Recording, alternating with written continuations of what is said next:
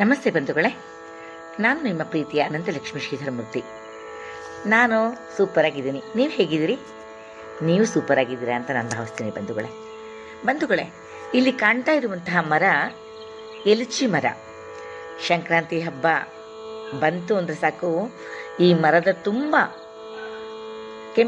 ಕೆಂಪಾಗಿ ಹಣ್ಣುಗಳು ತುಂಬ್ಕೊಂಡ್ಬಿಟ್ಟಿರುತ್ತವೆ.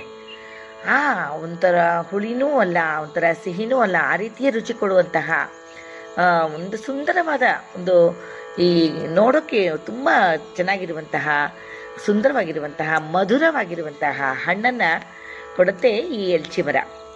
ಈ ಎಲಚಿ ಹಣ್ಣು ಹಾಗೂ ಎಲಚಿಯ ಎಲೆ ನಮ್ಮ ಆರೋಗ್ಯಕ್ಕೂ ಕೂಡ ತುಂಬ ಒಳ್ಳೆಯದು ಅಂತ ಒಂದು ಸಾಬೀತಾಗಿದೆ.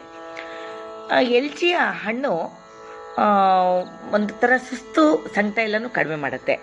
ಏನು ಮಾಡ್ಬೋದು ಅಂದರೆ, ಈ ಎಲಚಿಯ ಹಣ್ಣನ್ನೆಲ್ಲ ಕಲೆಕ್ಟ್ ಮಾಡಿಕೊಂಡು ಅದಕ್ಕೆ ಒಂಚೂರು ಉಪ್ಪು, ಒಂದು ಮೆಣಸಿನ್ಕಾಯಿ, ಒಂಚೂರು ಜೀರಿಗೆ, ಇದನ್ನೆಲ್ಲ ಹಾಕಿ ಜಜ್ಜಿ ಅದನ್ನು ಒಂದು ರೊಟ್ಟಿ ಥರ ತಟ್ಟಿ ಅದನ್ನ ಒಣಗಿಸಿ ಅದನ್ನು ಅವಾಗವಾಗ ಒಂಚೂರು ಮುರ್ಕೊಂಡು ಬಾಯಲ್ಲಿ ಚಪ್ಪರಿಸ್ತಾ ಇದ್ದರೆ ನಮಗೆ ಪಿತ್ತ ಸಂಕಟ ಕಡಿಮೆ ಆಗುತ್ತೆ.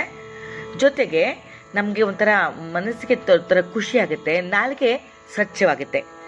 ಇದೆಲ್ಲ ಇದರಿಂದ ಅನುಕೂಲ ಆಗುತ್ತೆ ಬಂಧುಗಳೇ. ಆಮೇಲೆ ಶುಗರ್ ಲೆವೆಲ್ ಜಾಸ್ತಿ ಇರುವಂತಹ ಅವರು ಈ ಎಲೆ ಇದೆಯಲ್ಲ, ಎಲಚಿ ಎಲೆಯನ್ನು ಒಂದು 10-12 ಎಲೆಯನ್ನು ಪ್ರತಿದಿನ ಬೆಳಗ್ಗೆ ಖಾಲಿ ಹೊಟ್ಟೆಗೆ ಒಂದು 10-12 ಎಲೆಗಳನ್ನ ಜಗದು ತಿಂದ್ಬಿಟ್ಟು ಆಮೇಲೆ ಒಂದು ತೊಟ್ಟು ನೀರು ಕುಡ್ಕೊಂಡ್ರೆ ಅದೊಂಥರ ನಮ್ಮ ಇನ್ಸುಲಿನ್ ಇದು ನಮಗೆ ಶುಗರ್ ಇದೆಯಲ್ಲ ಆ ಒಂದು ಇದನ್ನ ಪ್ರಮಾಣವನ್ನು ಕಡಿಮೆ ಮಾಡುತ್ತೆ. ಅಂದರೆ ಅದರಲ್ಲಿ ಕಹಿ ಅಂಶ ಬರ್ತಾ ಇರುತ್ತೆ. ಅದು ತಿಂತಿದ್ದಾಗೇ ಇನ್ಸುಲಿನ್ನ ಒಂದು ಪ್ರಮಾಣವನ್ನು ಹೆಚ್ಚು ಮಾಡುತ್ತೆ. ಹಾಗಾಗಿ ಇದನ್ನು ಕೂಡ ಟ್ರೈ ಮಾಡ್ಬೋದು ಬಂಧುಗಳೇ. ಈ ನಾನು ಹೇಳಿದ್ಮೇಲೆ ಎಲಚಿ ವಡೆ ಅಂತ ಹೇಳ್ತಾರೆ ಅದಕ್ಕೆ.